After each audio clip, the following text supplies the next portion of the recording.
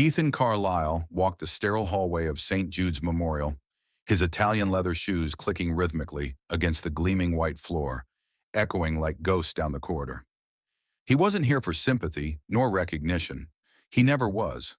Donations were made under aliases, checks passed discreetly through his assistant, and children helped without his name ever appearing in a headline. But today, fate abandoned discretion and dealt him a memory he wasn't prepared for. The faint sound of laughter, high-pitched, innocent, almost musical, filtered through the quiet air, slicing through his carefully built detachment. It was the kind of laugh that belonged in his past, a whisper from a life that had once promised forever. He paused, chest tightening, eyes narrowing as he turned his head toward the partially open door of room 407. His feet moved on their own, driven by something far greater than curiosity, a force almost magnetic. He stepped closer, heart thudding with a rhythm he hadn't felt in years. Inside, two small children, a boy and a girl, sat cross-legged on the bed, building castles from plastic blocks, their heads bent in concentration, the soft glow of the room's warm lighting catching the unmistakable sparkle in their ocean blue eyes. Ethan stopped breathing. Those eyes, they mirrored his own, every shade and gleam identical. But it wasn't just the children that shattered him. Sitting beside them, gently brushing the little girl's golden curls away from her face, was her, Lila Monroe. The name rushed into his chest like a storm surge, nearly knocking the breath from his lungs. The air left his body in a staggered sigh, his hand gripping the edge of the doorway for balance.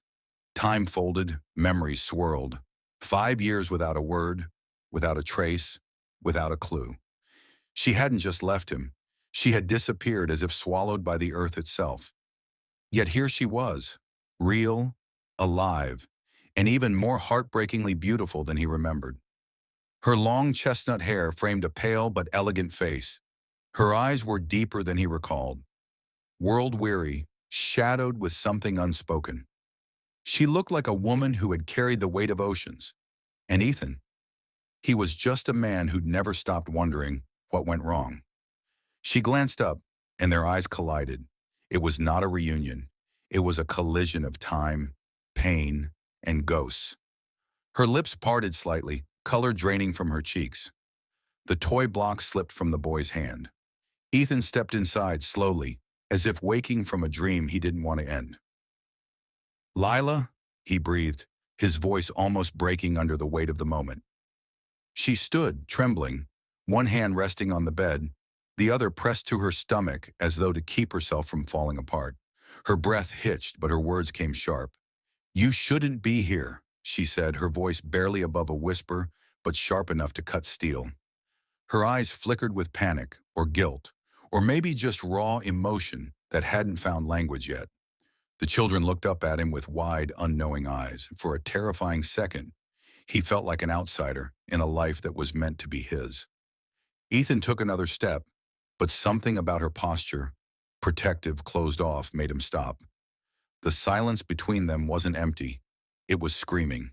It held every unsent letter, every unspoken apology. Every night he stared at the ceiling, wondering where she went. She hadn't aged much, but the years had etched themselves on her spirit. And Ethan realized something horrific. While he had climbed boardrooms and conquered empires, she had been living a life he knew nothing about. The questions swirled violently in his mind. Why was she here? Why did she leave? And why were those children staring at him with his eyes? His throat closed up. Everything logical in him shattered beneath the emotional landslide. This wasn't business. This wasn't controllable. This was the past, fleshed out, breathing, and looking straight through him. "You look," he began, but couldn't finish. She shook her head, her expression tightening. "Don't," she warned, her voice gentler now, but still layered with pain. The twins, because that's what they had to be, watched with innocent confusion, unaware of the storm brewing between the adults who had created them. Ethan took in every detail of their little faces, the dimple in the boy's cheek when he smiled, the way the girl tilted her head like Lila used to when she was curious. Emotion crushed him from the inside out. Lila reached down and gathered the children to her, like a mother shielding her cubs. "Please, just go," she murmured. But Ethan couldn't move. The truth, whatever it was no longer hiding.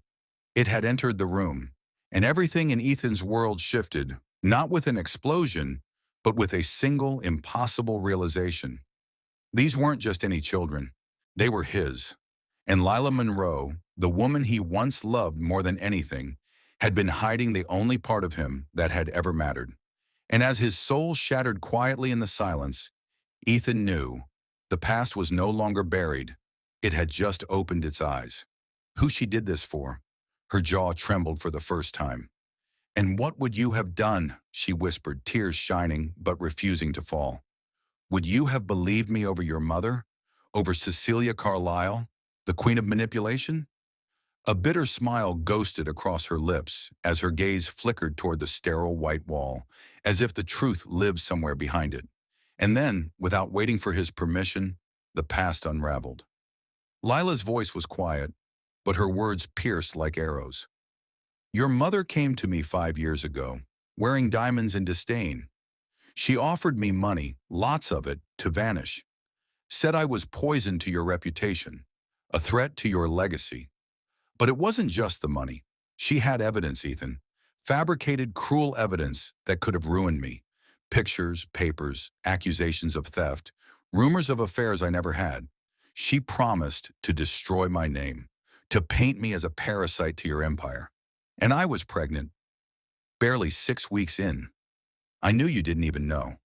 Her voice cracked then, just slightly, and Ethan felt his knees weaken. "I didn't take her money because I wanted it," Lila continued, her fingers brushing the girl's soft curls as if to steady herself. "I took it because I was scared, because I couldn't protect myself, but I could protect them. I thought if I disappeared, she would let me go, let them live in peace. I didn't leave because I stopped loving you, Ethan. I left because your world wouldn't let me in." Her words hit like a punch to the chest, and he staggered backward, hands shaking. "My mother did that to you?" he asked, voice barely a rasp, his eyes burning with a fury he'd never known. "She blackmailed you into leaving me?" Lila didn't answer. She didn't have to. Her silence confirmed everything. And that silence was more deafening than any scream. Ethan turned away for a moment, his body trembling with rage and regret. The hospital walls felt suddenly too tight, the air too thick. How many nights had he cursed her name, believing she'd chosen someone else, that she had thrown him away like yesterday's dream? And all along, she'd been protecting the very thing he never even knew he had, a family. "I would have believed you," he said finally, turning back toward her, but his voice cracked on the word, would. Lila gave him a look that was equal parts sad and exhausted. "You say that now, but back then, Ethan, you believed everything your mother told you, every word. And I was just the girl from nowhere." A heavy silence fell again, filled only by the soft rustle of the children playing, unaware that their parents were unraveling everything that had been buried beneath the weight of 5 stolen years. Ethan's eyes dropped to the floor, shame flooding his veins like cold water. "I didn't know," he whispered. "I didn't see it." Lila's gaze softened, but she didn't move. "That's the thing about power, Ethan. It blinds you. And when you're blinded, you can't see who's bleeding in the shadows." He looked at her then, really looked, at the strength in her posture, the grief in her eyes, the way she held herself like a survivor who never got the luxury of healing. And he realized the woman in front of him wasn't the same girl he once held beneath the stars and promised the world to. She was stronger. She had walked through hell and come back holding 2 tiny hands. "What did you name them?" he asked suddenly, almost afraid to breathe. Lila hesitated, then replied softly, "Luke and Lily. They're 5. They love dinosaurs, chocolate chip pancakes, and bedtime stories." Ethan swallowed hard. "They're mine?" Her answer was a nod, simple but seismic. And in that moment, a strange stillness fell over the room. Not peace, but the quiet that follows an earthquake when nothing is where it used to be, and all that remains is the raw truth. Ethan knew then that this wasn't something he could walk away from. Not this time. The air stood still as Ethan's gaze dropped from Lila to the 2 small figures clinging to her skirt, their curious eyes, a perfect storm of innocence and uncanny familiarity, peering up at him with quiet wonder. Elena with a tiny braid slipping over her shoulder, and Ezra, gripping a toy truck in one hand, stared at the stranger like they were peeking through a fogged window into a world that had once been meant to include him. But it was the blue, those exact shade of sky before the storm blew, that anchored Ethan to the ground. He had seen them before, in his reflection, in childhood photos, in his father's fading portrait. His breath caught, voice trembling as he managed, "Are they mine?" And the question, soft, fragile, hung between them like a thread soaked in lightning. Lila's lips parted, her mouth betraying what her silence couldn't shield. And though no words came out, Ethan already knew. It was in her eyes, the way her chest heaved, the way her hand gently rested over Elena's shoulder, like a mother guarding a truth too sharp to speak aloud. Time fractured in his chest, collapsing years into seconds. Ethan stumbled back half a step, vision blurring with everything he had missed. First laughs, first fevers, first nights spent cradling them against nightmares. "You were never supposed to find us," Lila said quietly, the confession laced with exhaustion and resignation, like a song she'd sung too many times in her head. Ethan swallowed, his heart cracking open in a way it never had, even when he lost her all those years ago. Because now he saw it wasn't just her he'd lost. It was them. Kneeling down, his palms pressed gently to the sterile floor, he met their gaze head-on, tears threatening, voice raw with remorse. "I may have missed 4 years," he whispered, "but if you'll let me, I promise I won't miss another second." Elena tilted her head, watching him with an old soul's caution, while Ezra shuffled a bit closer, innocence outweighing history. But Lila didn't move. She didn't reach for him. Her face was a painting of unspoken stories, each brushstroke stained with the agony of choices forced by cruelty. Ethan's hands trembled as he looked up at her, and for the first time in years he felt powerless. Not as a millionaire used to command, but as a man confronting the wreckage of what his silence, his absence, and his blindness had cost. "They deserved a father," she said, and her voice cracked like brittle glass, "but not one who couldn't protect their mother." That sentence struck deeper than any insult. Ethan opened his mouth, but nothing came. How could he argue with that kind of truth? The kind etched into every tear she'd cried alone. Every night she'd held those children with only the sound of her own heartbeat to comfort her. Still kneeling, he turned to the twins again. "I want to know you," he said. "I want to learn every little thing that makes you laugh, every toy you love, every song you dance to, even if I'm years too late." Ezra's small fingers inched toward Ethan's, brushing over his knuckles with curious gentleness. And in that instant, something inside Ethan broke and healed all at once. But behind that brief connection loomed the taller shadows of pain, mistrust, and time lost. Lila turned away slightly, blinking back tears. "Love doesn't fix betrayal, Ethan," she murmured. "And you weren't the only one betrayed." Her words burned, but he didn't flinch. He stood slowly, stepping closer but not too close, like approaching a wounded animal that once trusted you and now flinched at every step. "What she did to you, what my mother did, it destroyed everything I thought I knew," he confessed, and Lila met his gaze, finally, eyes blazing through the tears. "And now you know why I stayed gone," she said. "Because your world didn't want us in it." The room was quiet again, except for the faint hum of the overhead lights and the distant laughter of other children. But this silence was different. Not the silence of absence, but the silence of truths spoken at last. And yet it wasn't closure. Not yet. Because wounds this deep don't close in a day.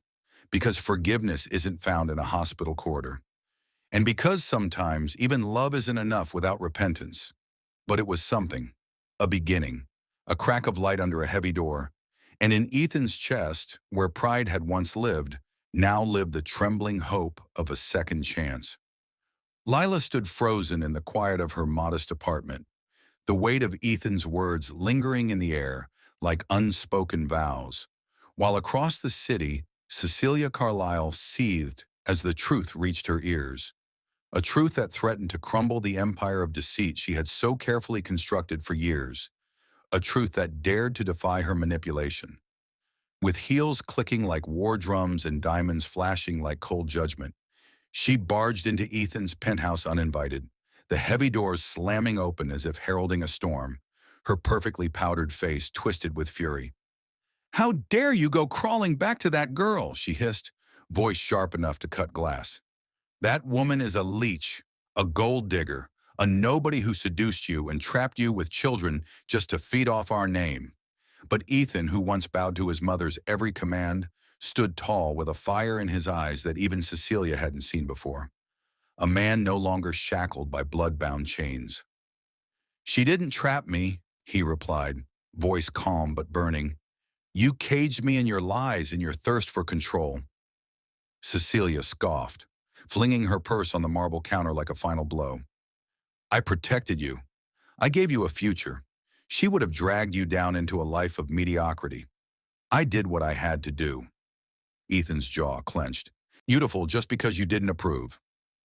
In the doorway, unnoticed, Lila stood with her hand over her mouth, tears welling in her eyes, hearing the confession she had buried inside her like a coffin, finally unearthed in the echo of a war that was never hers to fight, but always hers to bleed from. Cecilia turned, startled, and for a flicker of a second, guilt crossed her face, but it vanished quickly, buried under years of entitlement. "You should have stayed gone," she spat. "You should have taken the money and disappeared for good." Lila stepped forward, her voice steady, though her heart pounded like a war drum. "I did what I had to, not for money, but for love. For the love of the man you never truly saw, and the children you tried to erase before they even opened their eyes." Her words hung in the air like a dagger, cutting through years of silence and shame. Cecilia turned to Ethan, hoping for one last ounce of loyalty, but his gaze had shifted, firm, unyielding, glowing with a protective rage. "If you can't respect them," he said, voice low but lethal, "you don't deserve to be part of their lives." And just like that, the queen of the Carlisle estate was dethroned not by force, but by truth. Later that night, the fire crackled in Ethan's penthouse like it mourned with him. He sat alone, shirt loosened, tie undone, his strong frame curled into the leather couch as memories he once buried came rushing like a flood.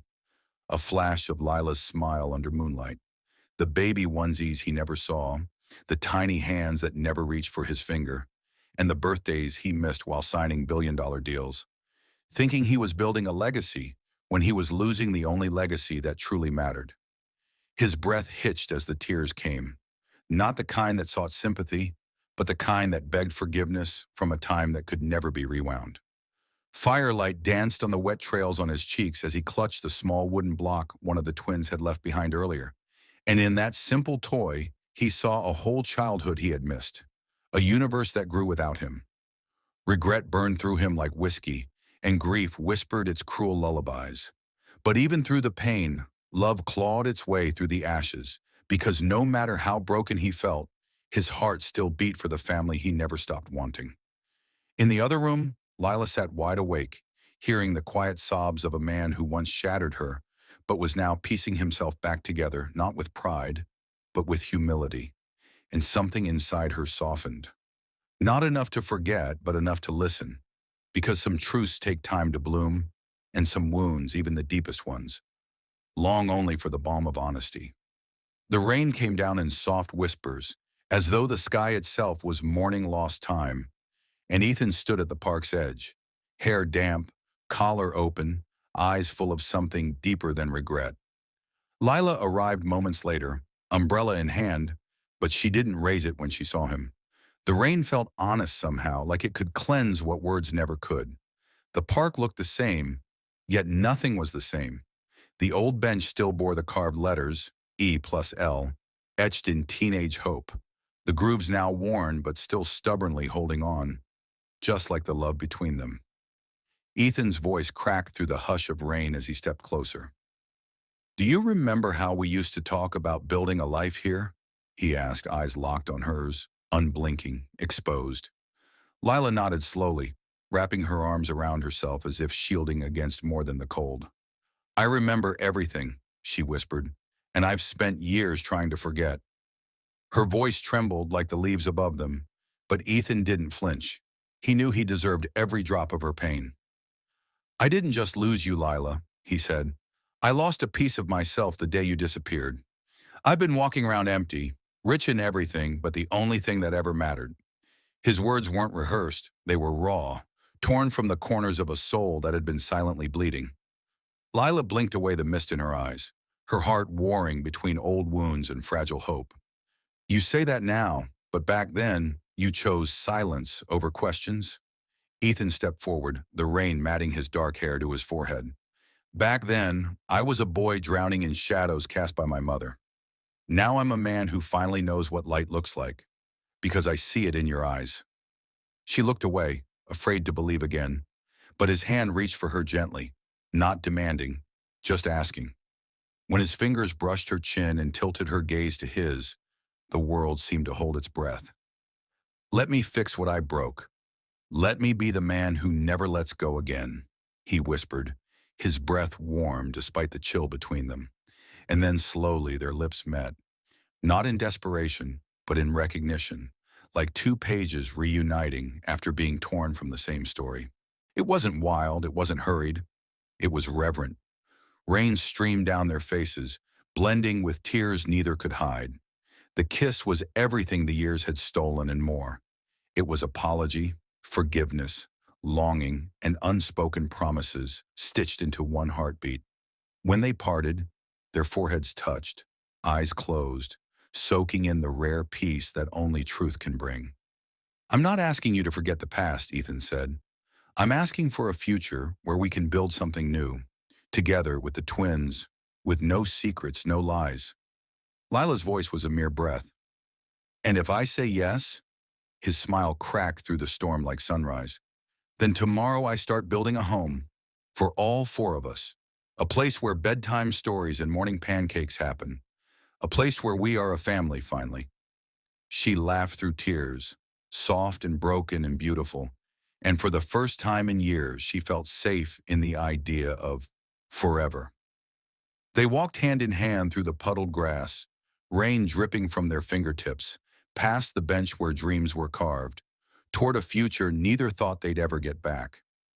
Love, after all, had waited quietly in the silence, and tonight it had found its voice again. But just as the winds of healing began to blow, a storm came crashing, this time with the cold sharpness of legal summons. Cecilia, wounded by the unraveling of her control, struck with the fiercest weapon left in her arsenal. A custody battle, filed in court with venom disguised as concern. She claimed Lila was unstable, manipulative, a woman unfit to raise children, painting herself the savior, the only capable guardian of Elena and Ezra. The courtroom pulsed with tension, its polished floors bearing witness to a mother's desperation and a grandmother's vengeance. Lila sat quietly in the defendant's chair, her eyes dim but her spine unbroken, enduring the prosecution's attacks on her past, abandoned by her family, broke during pregnancy, a woman who once accepted a check to disappear. Every word was a dagger to her dignity, but she refused to flinch. Yet the silence shattered when Ethan rose, his presence commanding as he strode to the witness stand. Not as a millionaire, not as a CS 6 months had passed since the courtroom's final gavel dropped, and in those 6 months, life began to mend itself piece by piece, not with grand gestures, but with small, beautiful moments that stitched a broken family back together. The newly built lake house sat nestled beside calm waters, surrounded by whispering trees and long blades of grass that swayed with the wind, a safe haven far from the noise of lawsuits, betrayals, and the bitterness of the past. On warm afternoons, Ethan could be seen by the grill, flipping burgers with a wide grin, a dish towel tossed over his shoulder, the smoky aroma wafting through the air as Elena and Ezra squealed with delight, chasing bubbles in each other barefoot in the wet summer grass. Lila watched them from the porch swing, cradling a mug of tea in her hands, her eyes misty not from sadness anymore, but from peace, a feeling she never thought she'd truly feel again. The twins had adjusted better than anyone expected, their shy glances and hesitant questions turning into warm hugs, nighttime giggles, and surprised drawings of their whole family taped to the fridge. Every room in the house had a story now. The kitchen filled with pancake batter splatters and first attempts at family breakfast. The living room scattered with stuffed toys, books, and half-folded laundry where the four of them collapsed in laughter after movie nights. There was healing in the ordinary, in picking apples, in walking the trail around the lake, in bedtime lullabies sung off-key but full of heart. Ethan made sure his calendar always left room for them. Meetings were wrapped early, flights postponed, and boardroom battles now felt hollow compared to teaching his son how to ride a bike or brushing knots from his daughter's curls. Lila, once used to doing everything alone, slowly learned to lean, to delegate the burden she had carried for years, and found comfort in Ethan's steady presence, and the way he never let a day end without asking how she felt or how he could be better. Sometimes they'd sit on the deck under the stars in silence, not needing to speak, simply holding hands while the wind whispered through the pine trees like nature's lullaby. Other times they'd dance barefoot in the kitchen, no music, just the rhythm of hearts finally in sync. The shadows of the past didn't vanish overnight. Cecilia's damage, Ethan's absence, and the haunting memory of Lila's lonely nights didn't disappear. But in that house they became stories, not scars. On stormy evenings when thunder rolled over the lake, the family would bundle under blankets and Ethan would whisper stories of his childhood, stories he'd once buried under work and ambition. And then, one warm evening, just as the sun dipped behind the trees, painting the sky with soft hues of lavender and gold, Ethan stood from the porch steps, took a deep breath, and reached behind a wooden beam to retrieve a small velvet box he had been hiding for weeks. Lila looked up from where she sat reading, and before she could speak, he was kneeling in front of her, hands trembling slightly, voice thick with emotion. "Lila Monroe," he said, "I lost you once because I listened to fear. I lost you again because I believed lies. But every day with you and our children has shown me what real love is. Not the kind built on perfect circumstances, but the kind that survives storms. Will you marry me? Not because I want to fix the past, but because I want to build a future?" Her breath caught, her hands covering her mouth as tears pooled in her eyes, and the twins, watching from behind the window, squealed as they realized what was happening. Lila nodded through her sobs, whispering, "Yes, yes, 1,000 times yes," before falling into his arms, and the world seemed to pause just for them. Ethan slid the ring onto her finger, not as a gift, but as a promise, that love would no longer be silent, that he would never disappear again. And as they kissed beneath the glowing porch lights, wrapped in each other, the twins ran outside, hugging their parents, shouting, "We're going to be a real family." And they already were. Not because of papers or rings or houses, but because they had chosen each other after all the damage. That night, as the family curled up together on the couch, watching the flames dance in the fireplace, Lila whispered, "We may have lost years, but we found forever." And Ethan kissed her temple gently, responding, "And forever starts now." It wasn't a picture-perfect ending, but it was real, and that was more than enough. "Oh, but as a father and a man finally awake. This woman," he began, his voice cracking but firm, "carried my children alone. While I made headlines and profits, she made sacrifices no one saw. When my son couldn't breathe one winter night, it was her arms that held him through the fear.